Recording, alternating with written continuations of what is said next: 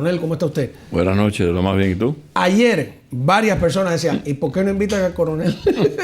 ¿Y por qué no invitan al coronel? Cuando llegué a mi casa, ella me lo dijo. Me dice, oye, había personas preguntando, ¿por qué no invitan al coronel? ¿Qué pasó ayer? Bueno, depende de donde estés en el mundo. Ajá. ¿Cómo anda? Ayer, no, más bien, ayer, si quieres empezar por Ucrania o quieres empezar por... Bueno, por Ucrania vi que hubo protestas contra Zelensky, Sí, ¿no? sí.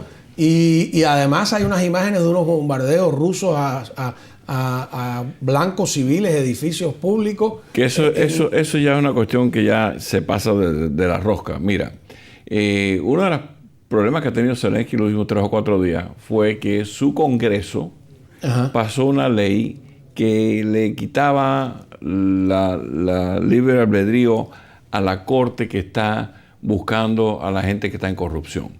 Que eso es uno de los pasos necesarios para entrar en la Unión Europea. Y muchos, aunque la gente no lo crea, porque la corrupción en Ucrania se ha existido y existía cuando estaban los oligarcas rusos y ucranianos juntos, controlando la agricultura, los puertos y todo. Y ha tenido que dimitir la mitad de la gente que trabaja, el ministro de Defensa. La autoridad que investiga la corrupción a nivel nacional, estatal. Se le quitó potestades. Se le hizo una nueva ley que pasó el Congreso. Él dijo en el primer día que no, siempre vamos a respetar.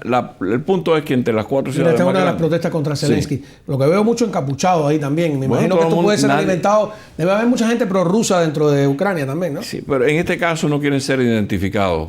Y por eso que ya estamos viendo esto en cualquier parte del mundo. La persona que está... Tampoco son tantos, ¿eh? No, pero el punto es que al tercer día ya él manda a rehacer la ley de vuelta para revertir al punto que estaba anterior.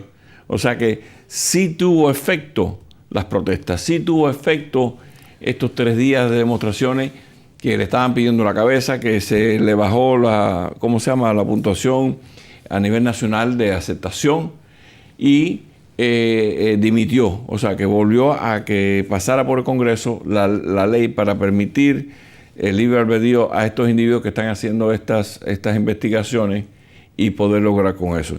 Por otro lado, está Putin allá en Kremlin dándole al jarabe de pico diciendo que nosotros los rusos y los ucranianos somos una misma raza, somos una misma gente, y por eso es que nosotros cuando en el 1991 le dimos la independencia, era basado en que iba a ser un país neutral, iba a ser un país no nuclear, y por eso siempre iba a estar en la esfera. Y eso es lo que queremos, porque para nosotros Ucrania es uno. En otras palabras, él sigue, como tú dijiste, atacando Odessa, Kiev, el pueblo donde nació Zelensky, que no tiene ningún valor militar, está empecinado con destruirlo, llevarlo a ruina. ¿Para qué? Porque es el pueblo donde nació Zelensky. Zelensky, que por cierto, él era, su lengua primera era el ruso. El ruso, no el ucraniano. En el área donde se habla mayormente ruso. Entonces, ¿qué pasa? Se ha complicado la cosa al punto de que hubo negociaciones, supuestamente el jueves, en Istambul, pero no han llegado a ningún acuerdo en nada. Ni van a llegar. Ni van a llegar. Y ahí es donde está en juego la amenaza de Trump de los 50 días. O sea, los vamos 50 días, demasiados días. ¿Cuánta gente va a morir en 50 días? Lo que se están preguntando. Exactamente, es el verano. Pero es inteligente porque si te pones unas metas muy cortas, te puedes ver atrapado en ellas. Sí. Usted sabe, disculpe la interrupción, la gente le molesta cuando yo lo interrumpo. Pero, no me puedo contener, diría. El tema de la corrupción para Zelensky es grave porque Zelensky era un actor que se hace famoso porque él dirige y protagoniza una serie de televisión que es una serie donde él es presidente como actor, fíjate, antes de serlo de verdad, un presidente que lucha contra la corrupción. Sí. Entonces una serie de televisión y su batalla de ascenso a la presidencia real, de la ficticia a la real, es contra la corrupción. Por lo tanto, que de repente se le vire la tortilla es significativo, muy complicado para él y el futuro de su vida política. Pero como te digo, sigue yendo el dinero americano, el esfuerzo europeo más unido.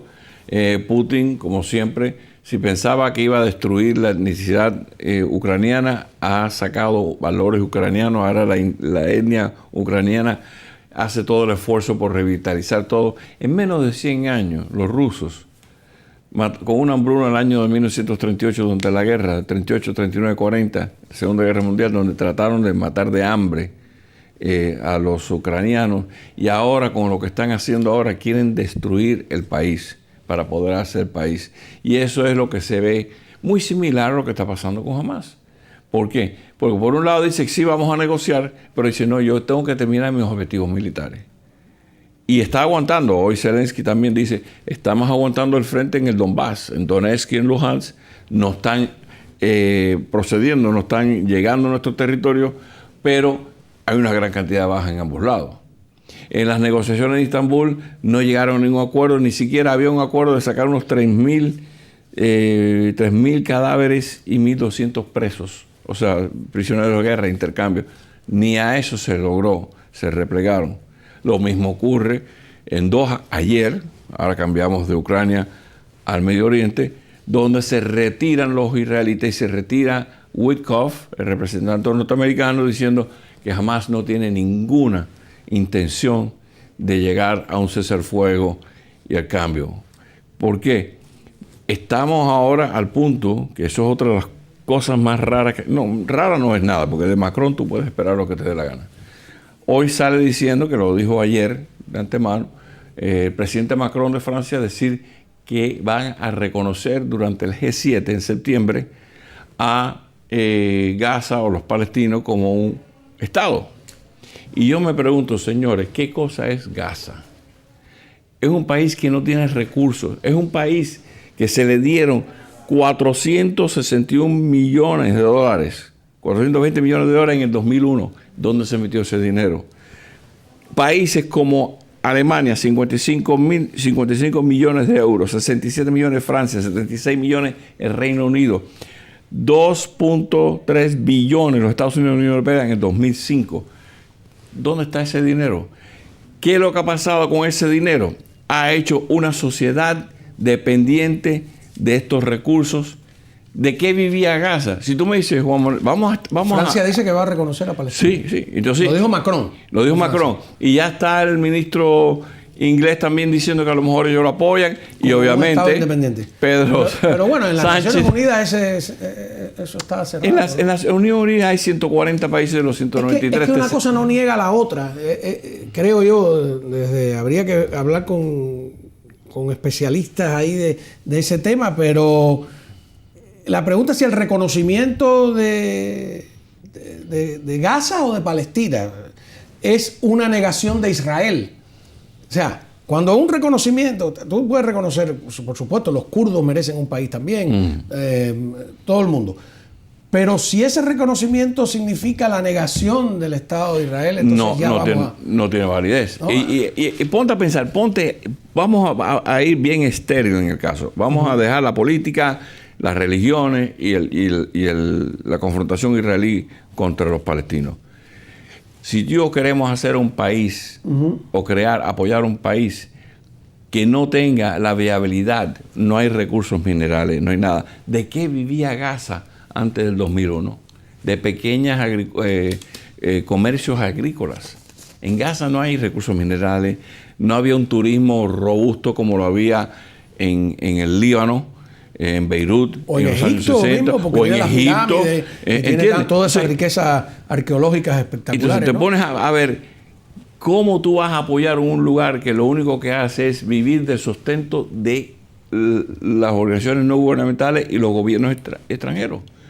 Que eso es, antes de tú apoyar una entidad como un país, tiene que ser soluble, tiene que ser un país que se pueda defender de sí solo en el sentido económicamente.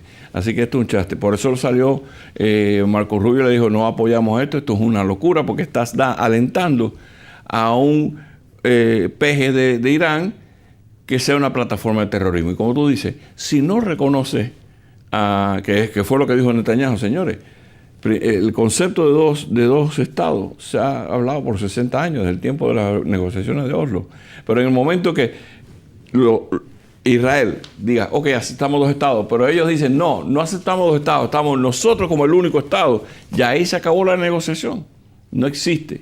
Y eso también ha pasado en estos 2 días, del jueves para acá. Supuestamente dicen que vuelven a reunirse la semana que viene para seguir las negociaciones de este canje. Pero mientras tanto se están muriendo una gran cantidad de niños y mujeres. Otro acto que sí es vergonzoso para las Naciones Unidas, 950 camiones o el equivalente de mercancías se está pudriendo adentro de Gaza. ¿Por qué? Porque ellos reclaman que no tienen la seguridad para llevarlo a los puntos, no quieren distribuir la comida. Se quejan del plan americano. Como acopio. ¿Entiendes? Quieren manipular. Por un lado, tú estás diciéndome a mí, no apoyo la organización esta creada, Gaza, que hizo los Estados Unidos con Israel, pero la comida se está pudriendo y se está muriendo la gente de hambre. ¿Qué falta? ¿Qué 2 caras? ¿Qué falta de vergüenza? ¿Qué cara de guante Macron y la Unión Europea cuando están apoyando un Estado fallido donde no quieren ellos ni siquiera distribuir la comida? Ocurre lo mismo aquí. ¿Y qué pasa? Hace 100 años se delinearon estas fronteras, los poderes británicos, franceses que controlaban esa área, y hay un templo muy importante, budista, que es un patrimonio de la UNESCO, donde muchos peregrinos tailandeses acuden. ¿Qué pasa? El jueves hubo un tiroteo, aunque ya en mayo de este año hubo un tiroteo y mataron un soldado tailandés. Y esto se ha escalado al punto donde se están disparando con coheteras, Katyusha, con artillería, y hay 13, 14 muertos civiles, tuvieron que evacuar. En otras palabras, están al pico de una guerra innecesaria por la definición de una frontera. A mí yo tuve una experiencia en la Escuela de América cuando era instructor en el año 91, donde un oficial ecuatoriano se me levantó de la clase quejándose de un mapa. Y los mapas, yo le digo, los mapas en nuestras paredes están hechos en los años 50, 60, 70, y nada más que para dar una información general. Porque ¿qué pasó? En la Segunda Guerra Mundial, Ecuador permitió que en Guayaquil los submarinos judos alemanes hicieran puertos, llamadas puertos, o sea, se reabastecieran de combustible y todo. Y durante la conferencia de Río, después de la guerra, se les castigó en una parte de la zona amazónica entre Ecuador y Perú, se la adjudicó a Perú. Y entonces esa área, porque estaba señalando hacia Perú, dijo, esto no representa el patrimonio de mi patria, y por poco se formó un problema consular allí, en medio del aula, por la frontera. Al igual que te diré... Es como la guerra del fútbol entre El Salvador y Honduras. Exactamente. Como pasó también, tú ves una orden de un oficial boliviano, y la orden abajo dice, el mar será nuestro. Todavía ellos están... Bueno, eso es con Chile la bronca, ¿no? Con Chile y con Perú, porque Antofagasta y Iquique eran puertos bolivianos. Y también tienen hacia el lado de Paraguay el Chaco, que es un pantano que nadie quiere para nada, y también reclaman el pantano. Entonces hemos tenido este problema en Indonesia, en Tailandia y Camboya, por lo que se declara ser un problema religioso, por una peregrinación, pero es un problema que no tiene resolución. ¿Y estos son monjes budistas? Monjes budistas. Hay un problema en toda esa área con los budistas.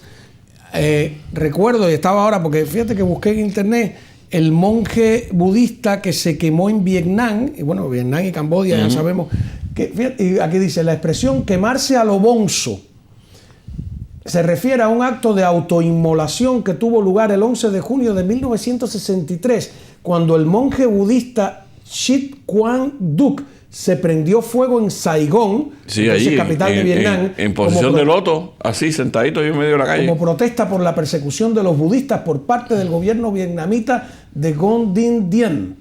Este acto que se realizó en la posición de loto, claro, por eso le dice, fue capturado por el fotógrafo Malcolm Brown, no sé cuánto.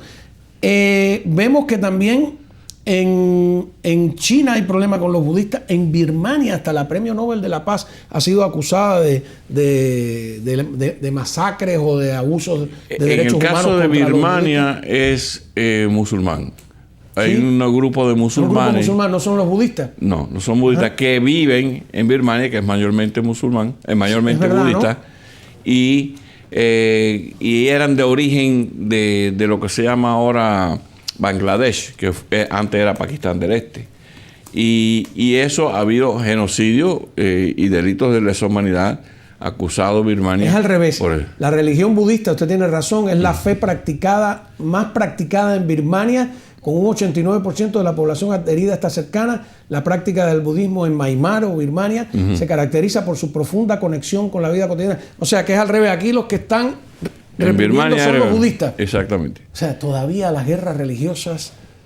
Una causa y las ideológicas, además ideología y religión se ha mezclado en todo eso, porque Vietnam, el comunismo, Camboya, el comunismo también. Y como tú dices, desde la guerra de Vietnam, un tremendo genocidio, de más de 3 millones de personas que hizo Camboya con el régimen Pol Pot, que hizo ese sangramiento entre los países. O sea, que quedan muchas heridas de muchos años y vuelve a revisitarte esto innecesariamente. Así como que los chinos también mandaron hacia la frontera de Camboya para tratar de poner un alto a esto. Tremendo. Hasta ahora dicen, no hace falta más nadie, esto es un problema bilateral, lo vamos a resolver nosotros. Muchos países han condenado lo que ha ocurrido, pero volvemos a lo mismo, una guerra innecesaria. Tú sabes que yo vi la película Angelina Jolie, la actriz que adoptó a un niño camboyano, y ella regresó a Camboya, hizo una película sobre los horrores, sí, ¿no? Ideológicos por parte de los comunistas, etcétera, y con la diferencia de matices y todo lo que hay. A mí me recordó todo el tiempo a Cuba. La argumentación de los genocidas para arremeter contra los que no se adherían al poder comunista, ¿no? Etcétera. Es que es el mismo sistema. Es el croquis, el mismo croquis. Por eso terrible, mira, ¿no? Cuando se mezcla además con religiones, peor todavía. Y es como se está diciendo ahora, el nuevo nazismo es el chiismo. No el chiismo, lo que estamos viendo en Siria. Ajá. Contra los drusos. Oh, no, terrible, que son un grupo y esa gente fueron en contra de los alawitas. Han ido en contra de los ortodoxos cristianos. Que el día de Pascua, Florida, entraron a una iglesia un individuo con un chaleco bomba y mató más de 80 personas y hirió más de 200. Y han ido en contra del puerto de Tartus, donde es mayormente alawita, y han atacado. Y ahora los drusos, ya por 2.300 muertos, están encontrando todavía tumbas. Es terrible. No, hay imágenes, no las hemos podido poner porque son tan crudas de cómo arrasan en los repartos en los barrios con familiares, con niños, en las casas, con bebés en las cunas, sin ningún tipo de piedad. Es un horror de lo que es capaz el ser humano cuando se llena de fanatismo y de odio. Es terrible. Coronel, muchísimas gracias de verdad por haber estado conmigo. Espero que el público esté complacido. Siempre con el coronel usábamos muchas imágenes. Las reglas de YouTube son distintas a la televisión. Estamos tratando de aprenderla para poder volver a ese diario de guerra donde mostramos la guerra cercana, filmada por los propios soldados. Pero tenemos primero que aprendernos las reglas. Las leyes. Las reglas. Muchísimas gracias.